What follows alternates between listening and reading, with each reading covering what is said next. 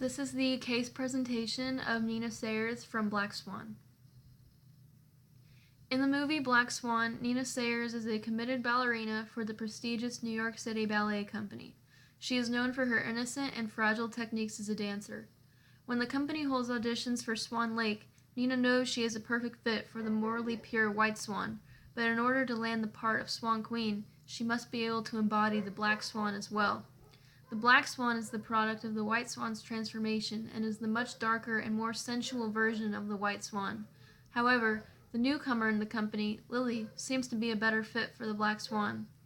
Nina quickly begins to lose sight of reality as the pressure to land the role of Swan Queen mounts, and she desperately tries to become something she is not in order to master both parts.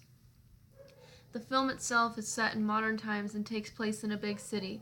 It's classified as a psychological horror movie, so even though a ballet dance company may seem like a pleasant setting for a movie, there is always an eerie tone that cloaks every scene.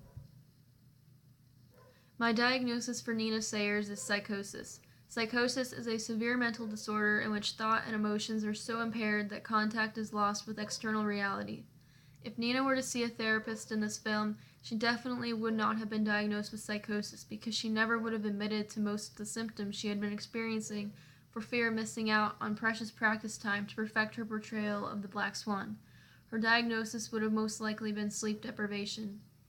Psychosis is not diagnosed in all cultures due to the stigma surrounding any mental illnesses that involve hallucinations.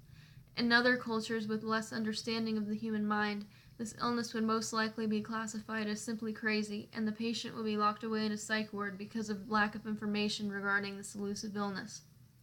In our culture, psychosis is known to involve a detachment from reality, so many individuals automatically assume they can only do harm to themselves and others unless they are over-medicated. This stigma is produced by a lack of knowledge regarding the many factors that contribute to an individual having the illness. One symptom of psychosis that Nina exhibited was hallucinations. As her desire to truly embody the Black Swan grew stronger, Nina found herself experiencing terrifying hallucinations which acted as a motivation to continue her fight for her dream role. Another symptom Nina exhibited was self-harm.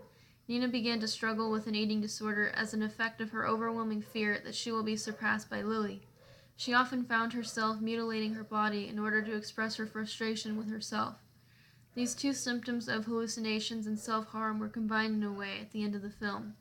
Nina mortally wounds herself with a piece of glass because she was hallucinating that she was actually killing her attacker, which in reality was herself. One symptom she did not exhibit is nonsense word repetition. My treatment plan for Nina is a combination of antipsychotic drugs and cognitive behavioral therapy. This plan is appropriate for her because the drugs would be able to calm down her vivid hallucinations after about a week, and the therapy would help keep her comfortable as she goes through the transformation back to reality, and the therapist would help her better understand what is happening to her. With the combination of antipsychotic drugs and therapy, I believe Nina will understand that her career is not as important as her physical and mental health. Ethically, drugs that alter the chemicals in your brain, such as antipsychotics, seem to go against nature, and many people find them addictive because they tend to increase dopamine levels. However, with the right dosage and close monitoring of Nina's behavior, addiction or any other mishaps will most likely not occur. Although, Nina's mother is certainly a situational barrier that would keep Nina from getting this treatment.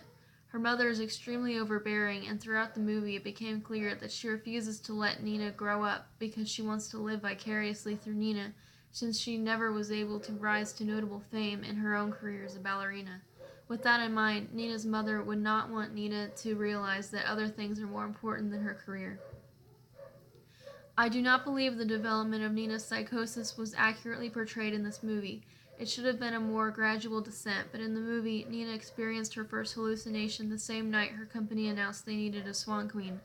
Also, hallucinations caused by psychosis are normally auditory, and Nina's were visual as well.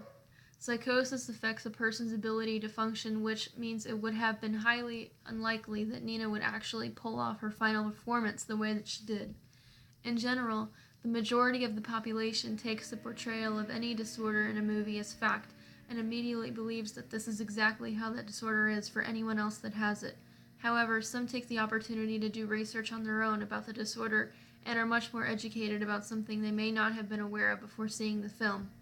Movies are a great way to spread awareness of a disorder, but it's crucial to do some research on your own because many films tend to exaggerate the symptoms for dramatic effect, much like Black Swan.